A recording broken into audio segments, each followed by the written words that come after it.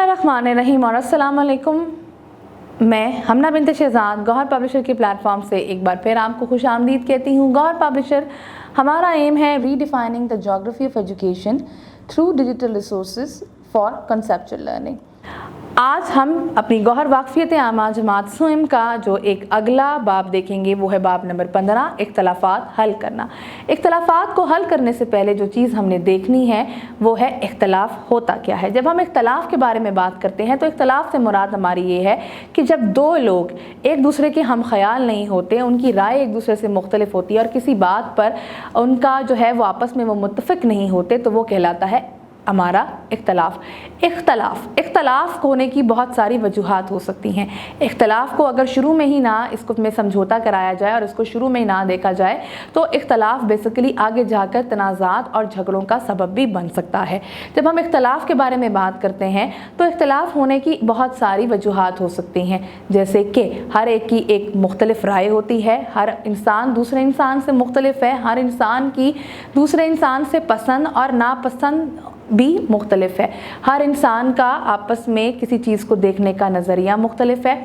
वजूहात की वजहों में से एक वजह यह भी हो सकती है कि लोगों का आपस में तबादला ख़याल ना हो, लोगों में गलतफहमी हो सकती है, लोग एक दूसरे से बदतमीज़ी से पेश आ सकते हैं, लोग जो बेसिक हमारे इखलाक का दायरा होता है उससे आरी हो सकते हैं। और एक सबसे कॉमन वजह जो ये हो सकती है वो ये हो सकती है कि जब लोग एक दूसरे की और अपनी ख़ास तौर पर अपनी ज़िम्मेदारियों को पूरा नहीं करते तो आपके एक इख्तलाफ की वजह ये भी हो सकती है।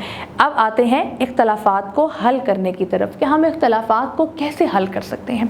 इख्तलाफात को हल करना बहुत ज़रूरी है। क्योंकि अगर हम इख्तलाफात को हल नहीं करेंगे तो आगे जाकर ये जो इख्तलाफात होंगे ये बढ़ते जाएंगे और ये आगे जाकर तनाज़ात और बड़े बड़े लड़ाई झगड़ों की सूरत में मुंतकिल हो जाएंगे। तो बेहतर ही है कि हम आपस में बैठकर सबसे पहले इन इख्तलाफात को हल करें।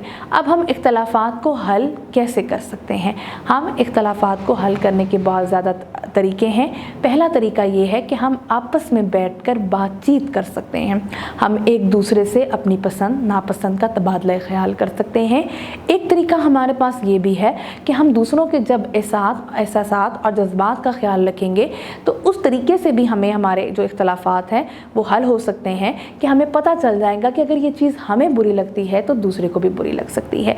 हम अपने जज्बात को काबू रख कर अब इख्तलाफात कर सकते हैं। हम लोगों से प्यार से बात कर कर अपने इख्तलाफात को कम कर सकते हैं और हल कर सकते हैं। हम लोगों से अच्छे रवैये से बर्ताव करके इख्तलाफात को कम कर सकते हैं। अपनी ज़िम्मेदारियों को पूरी करके भी हम अपने इख्तलाफात को कम कर सकते हैं। तो इख्तलाफात को हल करने का जो सबसे बेहतरीन तरीका ये है वो है बातचीत करके। तो जब आप एक दूसरे के साथ आपको किसी से भी कोई इख्तलाफ है, अपने घर में कि किसी ने आपको खेलने के लिए कुछ नहीं दिया, अपने किसी हम जमात से कि वो लाइन में आकर खड़ा होना चाहता था और आपको उसने खड़ा होना नहीं दिया, या किसी बहन भाई से कि आप झूला झूल रहे थे उसने आपको बारी नहीं दी, तो इसका तरीका ये है कि अपनी बारी का इंतज़ार करके आप इख्तलाफ को हल कर सकते हैं।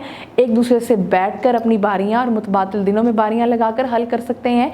तो किसी भी तरीके से बैठकर उस मसले को सुलझाकर आप इख्तलाफात का हल कर सकते हैं। तो ये था हमारा आज का टॉपिक कि इख्तलाफ क्या है, इख्तलाफात की वजूहात क्या हैं और हम इख्तलाफात को कैसे हल कर सकते हैं। तो उम्मीद है कि आपको ये टॉपिक अच्छा लगा होगा। इंशाल्लाह एक नई वीडियो के साथ मिलते हैं। अल्लाह हाफ़िज़।